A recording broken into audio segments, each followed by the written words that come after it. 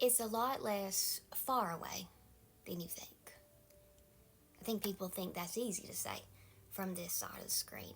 It's not always easy to say from this side of the screen. I was sitting this morning with the Lord, and I was in Isaiah 55, 8 and 9. And it says, "For my thoughts are not your thoughts, and my ways are not your ways. As the heavens are higher than the earth, so are my ways higher than your ways, and my thoughts than your thoughts." The Lord's not putting us down. He's just letting us know that we don't think the way that He does. I can tell you this as a mother that is very true. My kids always have a very simplistic answer to a lot of things, and while it makes so much sense, and while it is what the world should be like, I have to think about things in other ways, and I have to think about the plan, the execution of plans. And my kids are full out faith, and I love that about childlike faith. But what God is saying in this passage isn't that you're stupid. He's just saying, look, bud, I've been around a lot longer than you. I made this whole thing here. Just like we look at our kids sometimes and go, oh, buddy, I made you, and I know that makes a lot of sense. It does to me too, and I don't know why the world don't work like that, but it's a lot like that. But it's not as long away as you think that it is. And I think a lot of times you get weary in your well-doing. Maybe God promised you something, or maybe you have a ministry that you want to go and tackle, or maybe it's something completely different. Maybe it has nothing to do with other people are waiting on the Lord for. Maybe your situation is very unique, and having that be brought up, I would assume that it is very unique. Psalms 147:5 says, "Great is our Lord, and abundant in power. His understanding is beyond measure." Now, I'm a seamstress. In fact, today I have to sew on an ear to my son's rabbit that has fell off, and I was thinking about that today, that I needed to put a thread through the needle and get that done today, and I might could do that during one of my counseling sessions today, some pastoral counselor through the day. And especially now that I get to work more on Zoom and local in the morning, I can sit and I can sew and talk to you at the same time. And I was thinking about beyond measure. Well, I don't have to measure for this ear. This ear is already made. But if I had to make this ear, if I had to suit it to this rabbit, if I was the original seamstress of this rabbit, that would be very difficult. Because I'm not a big measurer. I got taught in the old way. We did measure it. We lay things on top of each other. That looks good. This looks straight. That looks nice. But in these days, we have sewing machines, and I can't work a sewing machine. But I can make you anything with my hands. So sort of like that. Your promise is like something that is completely original. God ordained it. Or this ministry is completely original. God ordained it, or whatever's so unique to you. God did it. And it's why your way ain't working.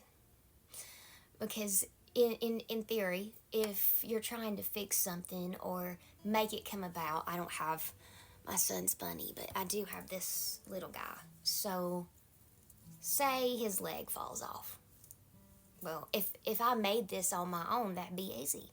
Because I am going to go back to the piece of fabric I cut it out of. I'm going to lay it down, trace it. Guess what? I got a leg.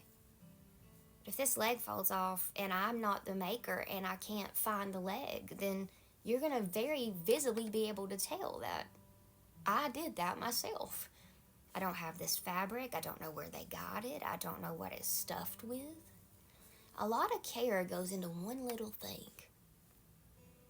I know this is a weird analogy, but go with me. I love to think about things in childlike ways. What God has for you is sooner than you think, because when I'm sewing something for my kids, they want to know if I'm done. No, I'm not. But it's not. It don't take as long as they think. I know how long it's going to take me to get something done. Now, if they tried to do it themselves, I'd have to thread their needle. The seams wouldn't be tight enough, and I'm 39. I've been sewing since I was a little girl. It's not going to look the same. It's not going to stay together. Don't mean they can't learn to do it, because they do a lot of things better than me, but sewing is not one of them. Now, the Lord's working on your promise, your ministry, your life. He's also just working on the kingdom, and it all interweaves. And just like a seamstress, the Lord goes in, and beyond measure is his understanding, Psalm said. So please just don't grow weary in the well-doing. The Lord understands. He does. He knows we're human, and he knows that this flicker that we call life is just a flicker to him, but it is so long and vast to us. There's a huge jet flying over my house. It's quicker than you think. It's coming in quicker than you think. And just like Isaiah said, behold, the former things have come to pass, and the new things I now declare, before they spring forth, I tell you of them. Do you not perceive them? I know you perceive them, or you wouldn't be watching this video. You wouldn't have made it this far. You know that it's there. You're just frustrated that it's not coming together as fast as you want. But if it come together any faster, you'd have a gimpy pig. If it come together any faster, it might all fall apart. Trust the Lord and know that he knows you. He knows your frustrations. He knows anyone else who's involved. He knows their frustrations. He knows their hang-ups, and he knows yours. He knows even the spaces. If you're breaking ground and you're building a church somewhere, he knows if it has a septic tank or not. I mean, God is down to the detail. I've been a pastor a long time, and I'm telling you, when you're planting a church, you're not just thinking about if people are going to come.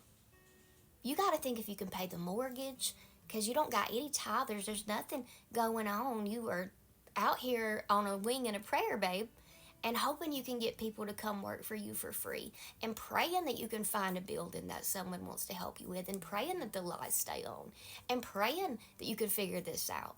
And then from there, you got to think about the sound guys. Then you got to think about who's going to sing, who's going to play this. Do we even have a guitar? Do we have a piano? Probably not. We got it working. Does it work? Now, there's a lot the Lord can get done when he's ready. But there's a lot of places I've been in my life where I wouldn't have thought about all the problems that arose that we had to go and tackle if I had been thinking like Brooke. And I was thinking like Brooke. I'm thinking, I'm going to show up. I'm going to pastor. I'm good at that. It's fine. This will work. But there's so many other things that go into that. Like, you got toilets now, but did you remember the toilet brushes? Did you remember the toilet paper? Did you remember the Kleenexes? Did you remember the prayer cards? Did you remember the Bibles? Did you remember the hymns in the back? Did you remember to put the big old projectors up if you don't do hymnals? Like, did you remember? And none of that stuff even really matters. But at the end of the day, we have to think about these little details that don't sound fun. That's not a fun part of ministry. Is where do I get that money? And how do I do that? And how do I steward this well? And what do I do now that God has given me a vision? The next obedient thing, that's what you do. And you wait on the Lord. Wait, yes, I say wait on the Lord, and know that God is all-knowing. It's coming in faster than you think. And I promise you'd much rather have the God original than have half a God original and you do the rest. Because that thing's going to fall apart. That thing's going to look weird. That thing's going to be gimpy. But when God gives you something, just like David when he went to sacrifice his favorite lamb, everybody else was bringing all of these thousands of gimpy, like falling apart, didn't like it, bit people's sheep. And David brought his spotless lamb, his favorite one, probably had a name, probably talked to it. It's actually what caught God's attention at first about David in the first place, is that he would pick up pregnant sheep and put them over his shoulders, and he cared for them that deeply. This wasn't just something that stayed in the field. This was his life. David sacrificed essentially a big part of his life, and everyone else was like, you can have the leftover. And David said, you can have my best. So do you want the leftovers? Or do you want God's best for you? If you're willing to wait, that's your spotless lamb. And if you're willing to wait, that time and that space that God creates is God taking time to bring the spotless lamb to you. Even though we know we've already got the spotless lamb, but that spotless, priceless promise or thing or moment in time. Wait. Yes, I say wait upon the Lord. It's sooner than you think.